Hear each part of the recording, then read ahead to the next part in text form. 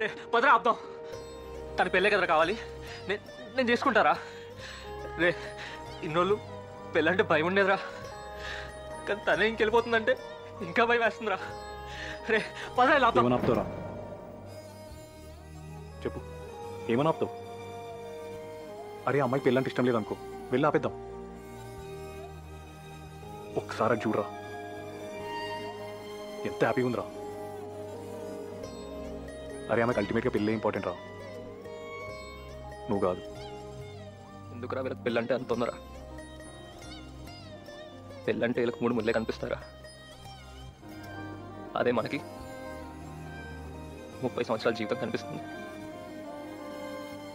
ఇల్లు, పిల్లలు, ఫైనాన్షియల్గా సెటిల్ అవ్వాలి అంటూ 100 కన్ఫ్యూజన్లు ఉంటాయా?